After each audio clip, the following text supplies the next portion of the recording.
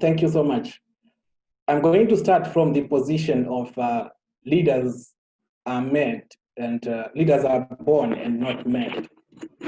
And allow me to emphasize as I start this conversation that the story of leadership has been sold wrongly, especially to Africans.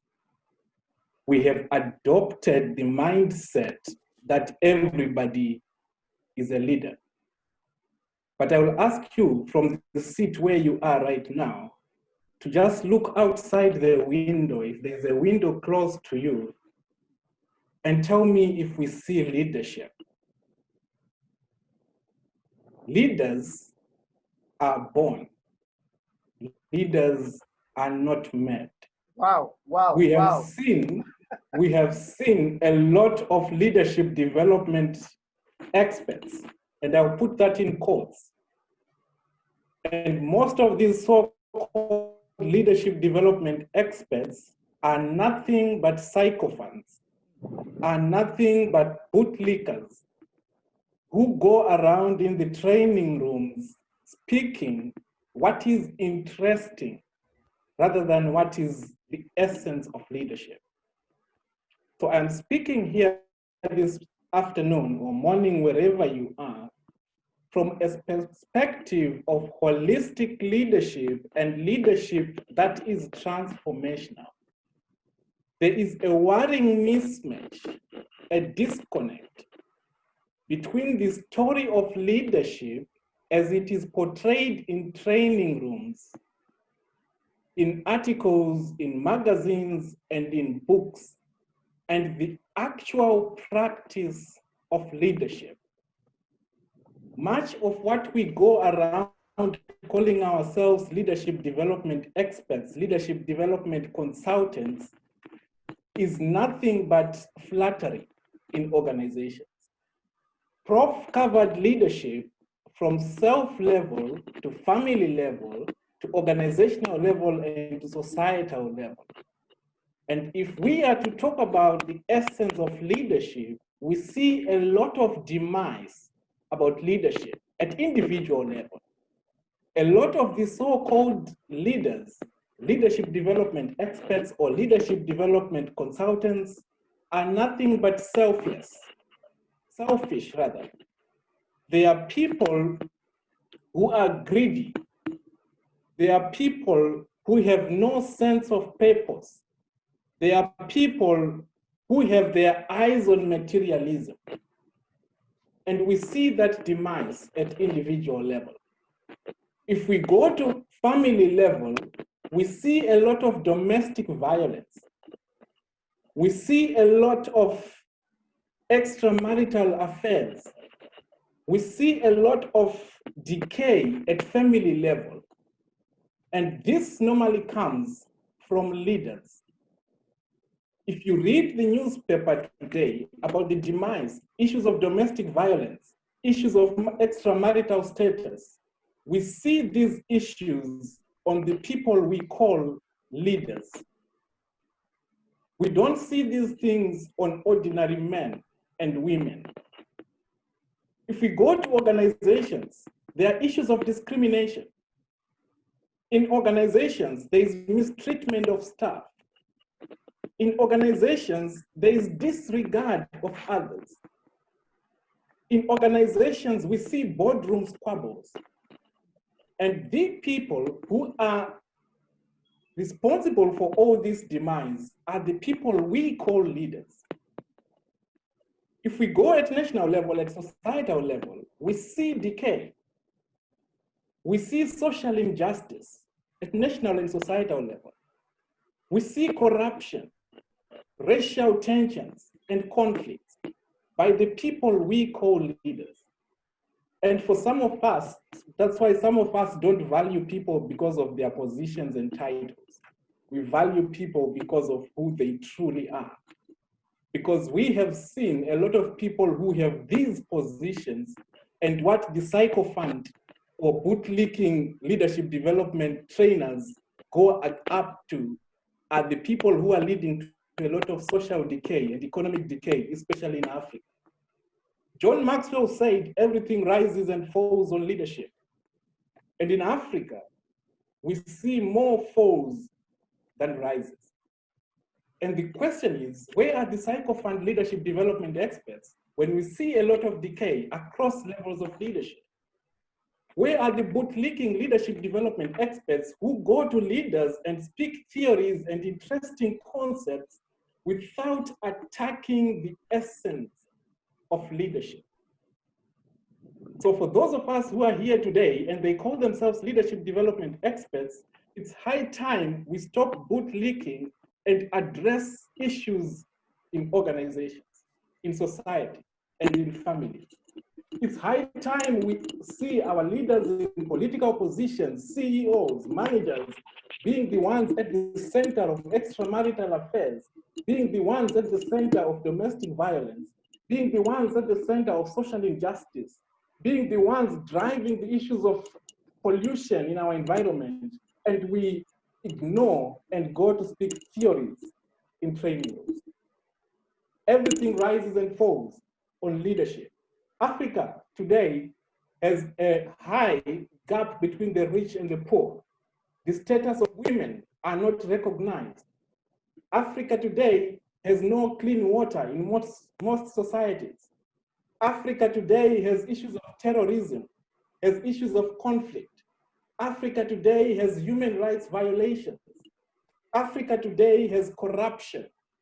But those who call themselves bootlickers, leadership development experts, they don't speak into these particular issues. Why? Because their life depends on fees that they are paid. So if you are a leadership development expert who depends on training and development, you are doing injustice to the essence of leadership. And the theory, practice, and teaching of leadership has been in the rut for decades, because we have people who teach undergraduate level leadership to executives. We have executives who go into training halls to listen to undergraduate level leadership. Theories of leadership that students are doing at advanced level are the ones that are being trained in executive development programs. So leadership has been in the rut for decades, and consultants, professors, academic writers, and theorists are working hard to deepen the existing paradigm while excluding new thinking. That's why Prof said he's not into theories, but into practice. But if you attend 90% of the leadership development trainings in Africa, they are just merely deepening the existing paradigm. They are speaking about theories and styles without looking at the essence of leadership. And we are in a crisis. Most people are pulled along on the stream of fashionable old leadership words or phrases masquerading as wisdom, yet unable to transform or change anything. People are good at using quotations in training halls because of these people that they believe are famous leaders, but these have not done justice to our society. The so-called leadership development experts are merely scanning for the most popular theories and books. The common management funds are what they focus on. They go in the training room to recite certain articles that have been published by the Harvard Business Review. They just look for articles that have been recently published in South Africa, articles that have been published about Rwanda because Rwanda is developing, and they go into training rooms and speak into those articles without bringing anything new. Mastering leadership is understanding the essence of leadership. and moving away from obsolete paradigms, not wanting to be seen to be out of state. Those who call themselves leadership development experts or leadership development trainers should start to move out of the old paradigms, out of obsolescence, and bring in new ideas about leadership. The question I'll pose to you this afternoon is, what are people yearning for today in organizations and in society at large? And I will ask those who can to type the response in the chat box. What are people yearning for in organizations? People are not yearning for your leadership position. People are not yearning for your charisma. People are not yearning for who you are, your social standing, the type you drive, or the car you drive, the clothes you wear. People are not yearning for all these materialistic things that we focus on in our training halls. There is something that people are yearning for, and that is what leadership and real leadership focuses at. And the thing that people are yearning for today is a connection of the spirit and improvement of the human condition. If we go into Africa, you are in Lagos right now, is the human condition improving? If you go into organizations, is the condition of the human improving? If you go at societal level, in families, is there an improvement of the human condition? We don't see these things in our leadership and in our leadership development trainings. There is need for a shift from personality development to focus more on spiritual development and growth. And this addresses the point that was raised by Mr. Shuaibu Haruna, where he's talking about the traits of leaders, the characteristics of leaders. Those are the personality development aspects that most leadership development practitioners focus on. But what we need now in leadership is the connection to the human spirit. What we need to see now is the aspect of spirituality in leadership, not this focus on materialism, selfishness, superficiality, impression management, and split personalities, where you teach people to change their personality when they come to office just because they want to impress a certain leader.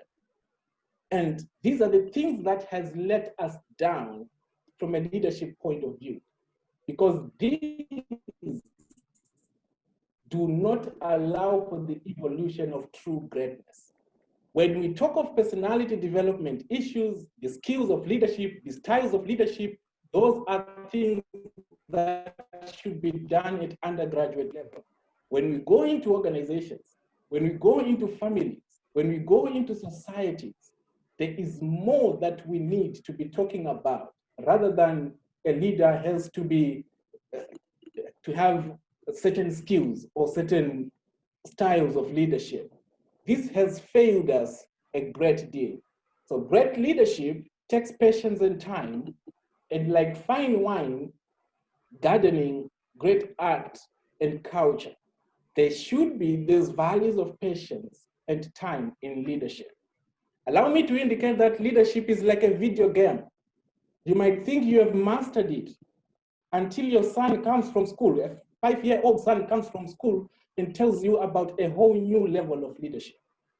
Those who talk to their kids when they come from school and try to understand how they are leading in schools will understand that you learn a lot when you speak to your kids about leadership. So it's like a video game where you think you have mastered it.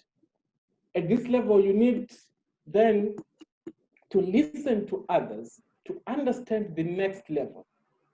And when your nephew then comes to you and explains to you about the other level of leadership, you need to be faster, more agile, aggressive, and you need to have acuity. People, when they're teaching leadership, those sycophants, bootlicking leadership development experts, when they go to leadership halls, they speak about agility, they speak about acuity, but they don't know the meaning of acuity, the meaning of agility at executive level. Leadership agility, leadership aggressiveness, and acuity varies from level to level. When we go into undergraduate students, we just say agility is changing faster. But there is more to it when we go to executive levels and we discuss leadership. So when you then learn the new level, it is definitely going to slap the hell out of you because you thought you had mastered it. And at this point, that's where you need flexibility, intentionality, patience, and effort. And we are not just going to talk of flexibility, intentionality, patience, and effort from the surface level discussion, continue learning in order to develop. And yet then you go online and you find a whole new level, and the process continues. So we can't really say we have mastered leadership, but we see a lot of leadership development experts doing the marketing gimmicks and saying, I know leadership and I train people about leadership, yet the society is in tandem. So we need now to address the issues of overconfidence, illusion of control, and leaders who rest on their laurels thinking they know it all when things are constantly changing. We have different types of leaders. We have leaders who are committed to seeing people develop. We have leaders who create environment for people to prosper. Leaders who focus on enhancing individual performance. And we also have leaders who are undermining the growth of individuals. And I ask us to reflect on ourselves in terms of our leadership. To what extent are you supporting your spouses? To what extent are you supporting your children? To what extent are you supporting your extended families? And if we are going to do a proper check on the 55 of us, believe you me, only 5 can pass the leadership test. If we are going to do a test for those who call themselves leaders and leadership development professionals, you will be shocked that most of us are just there to preach leadership, but we don't practice or know what leadership is about. That's why our societies are in a mess. We have domestic violence. We have extramarital affairs. Maybe if we check through the 55 of us, you might realize that maybe 90% of us who are discussing leadership here have all these extramarital affairs, but we keep a blind eye about it and we move around preaching leadership. So leaders are born and they are not meant. And I say this with confidence because we have seen a lot of decay in society. We have seen people who thought they had achieved leadership toppling over, relapsing, because they were not meant for leaders. There is social injustice. When we go into political issues, people start saying, yes, these people are not meant to be leaders because we have a certain political affiliations. But when we talk about organizations, because you want to go and train people in organizations,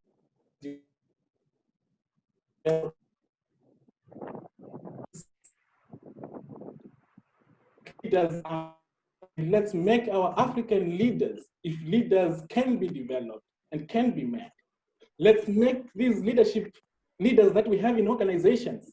But because we are relying on a paycheck for leadership development, we move around telling people that leaders can be developed. I'm not going to touch about this because this is what Prof discussed. Leadership starts at self level. To what extent are you leading yourself effectively? Effective use of self. Are you not that selfish, corrupt individual? People talk about corruption when they look at government offices, but if you reflect on yourself right now, you are even much worse corrupt than the leaders that we see in government. Your mindset is corrupt, but you don't see it because we have a biased view of leadership. So people need to start understanding leadership as a whole without any form of bias, because there are a lot of what we do every day that shows a corrupt mindset. and contaminates effective use of self. We look at social character and organizational character, and leadership changes across this level, and we need to be able to lead effectively across these levels. And believe you me, this is not for any Tom, Jack, and Jill. Not everyone can lead effectively across these 4 levels. And character formation is important in leadership development, or in leadership as it is. And the reason why we have a lot of character issues in organizations is because very few of us do a moral self-reflection test. And if we do moral self-reflection, we justify, we validate certain things which are wrong, but we have a way to make them look nice as if it's okay. And leaders today fail as a result of poor or absence of moral self-reflection. If we had time, we were going to do a moral test and check ourselves. To what extent are we morally right in our day-to-day activities? To what extent do we do moral self-reflection and tell ourselves, Justin, you are messing up. Justin, you are selfish. Justin, you have a corrupt mind. Justin, you are competitive. That is one thing that is missing in most of our conversations. Rarely do we do moral self-reflection, moral self-correction. And those we give leadership positions also do not do these things. If we emphasize in our leadership discussions, moral self-reflection, moral self-correction, moral awakening will emerge, and people will go through a process of moral reorientation.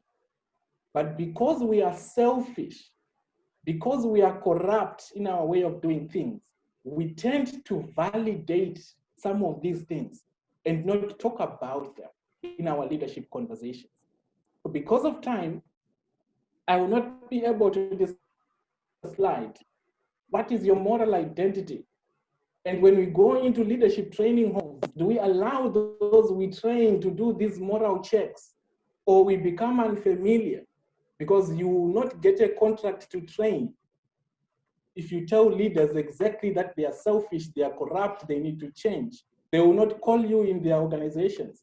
But for some of us, we don't care. We just live to do what is correct. We don't sugarcoat. We don't marinate leadership.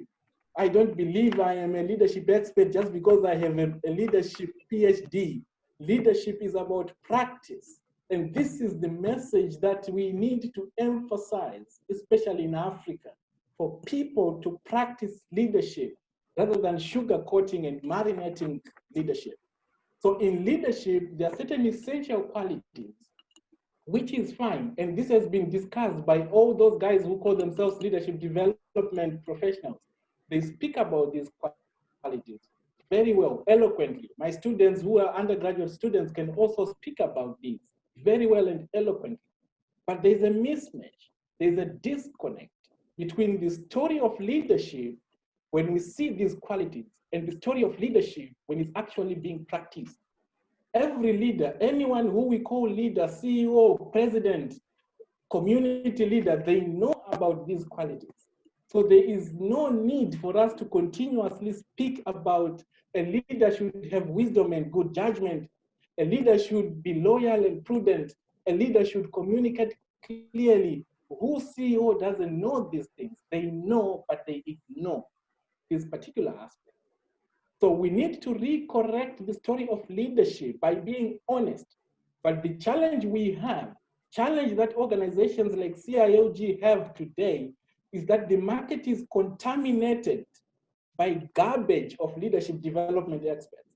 The market is contaminated by garbage of those who call themselves leaders just because they want fees for training and development.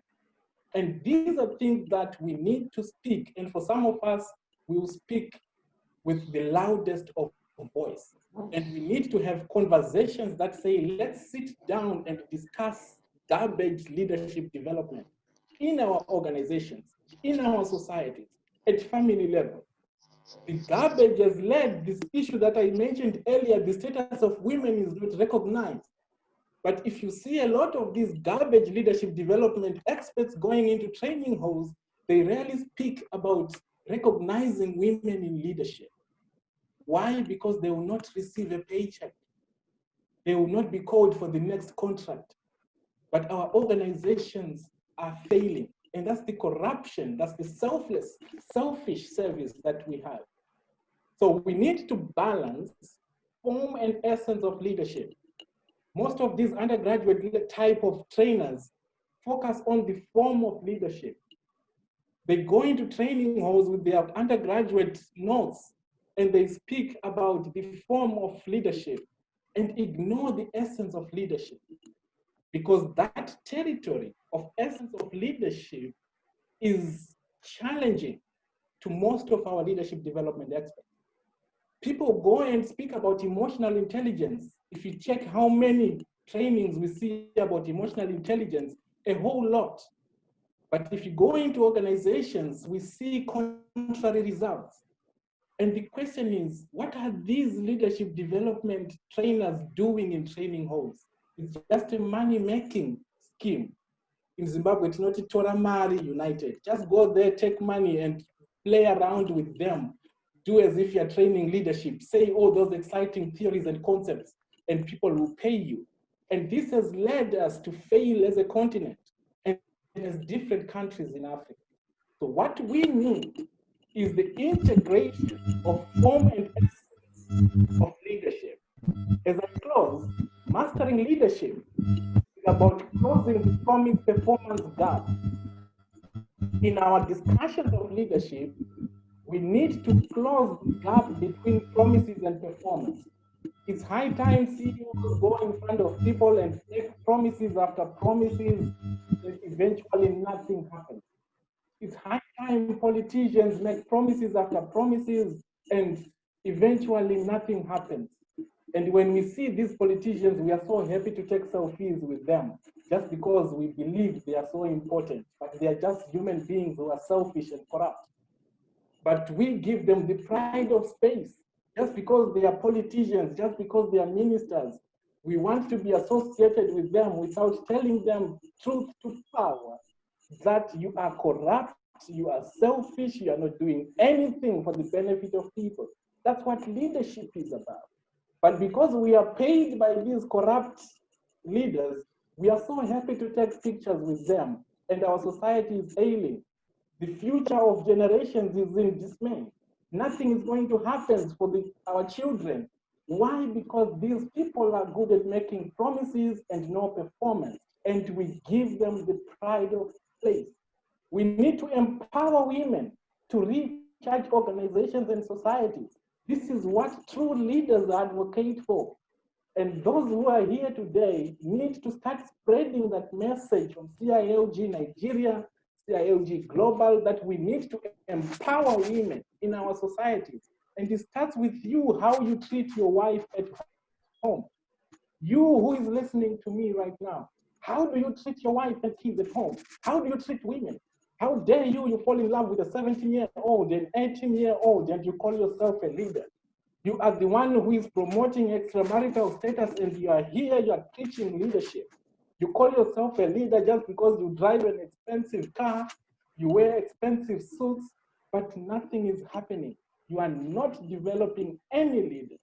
So we need to start recognizing women in our society. If you go into Africa today, most kids, most girls are being manipulated by you with your big car, your shiny shoe, your expensive suit, because you believe you are a leader. We need to be examples of ethics in our society, examples of ethics in our families, examples of ethics in our organizations. We need to elevate and magnify and reflect people's strengths, support people to development, and stop that selfishness, stop that stupidness that we practice in leadership and sugarcoat things in our organizations and societies. We need to allow others to flower and flourish in leadership. And we need to be committed to sustainability. Look at your shop. Just outside of your shop, there is a lot of garbage there. And you call yourself leader. Just outside of your house, you are not even taking care of the grass that is outside of your house, and you go around leadership. Just look at the walls of your house right now. You are not even painting your house, and we go outside there and say we are leaders. Just look at the children in your community. Most of them can't even afford school, which costs $5, and you're there preaching leadership. So we need to stop this talking of leadership and start practicing leadership and be normal human beings. And when we become normal human beings, it takes us that character formation and reflecting on ourselves and realizing that we are more corrupt than our African politicians we call corrupt every day on social media. You and I have a duty to play in terms of helping people to rediscover leadership. In most instances, we talk about vision. Leaders should have a vision. These are so interesting concepts to go into training halls and speak about vision casting. But we need to understand that in organizations, in societies, we need a shared vision. Leaders are not prophets. Leaders are not fortune tellers. Leaders have to get people around to create a shared vision. And this will move our organizations forward. This is my last slide. What we have seen today in Africa, and the challenge that we have in leadership, is we have normalized deviance. A lot of things that were not done when some of us were still growing up in the 1990s, now those things are okay. Those things are celebrated. We have normalized corruption. We have a way to cover it. We have normalized our greediness. We have a way to cover it and validate it. At times, you just need a government minister to be next to you and you validate irrelevance. And people will say, just because there was a government minister, so it's okay. You just need to be close to the CEO and you normalize deviance. Something that is of no use is being accepted in our societies.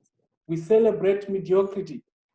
We celebrate people because they drive cars, because they wear expensive suits. We celebrate people just because they live in a certain location, and we then say they are leaders.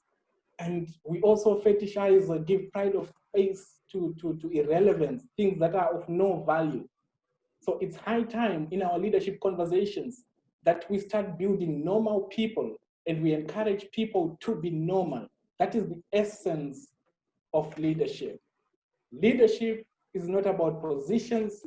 Leadership is not about who you're connected to. Leadership is not about the type of car you drive.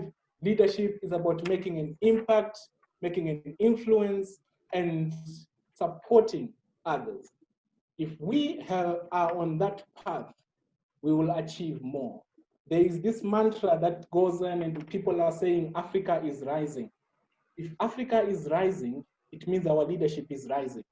But I believe Africa is not yet rising. Hence, we need to revisit our understanding of leadership, and we need to remodel our thinking around leadership. We need to stop entrenching old paradigms of leadership and start working with new paradigms that are transformational paradigms that will move us forward. Thank you so much for the time.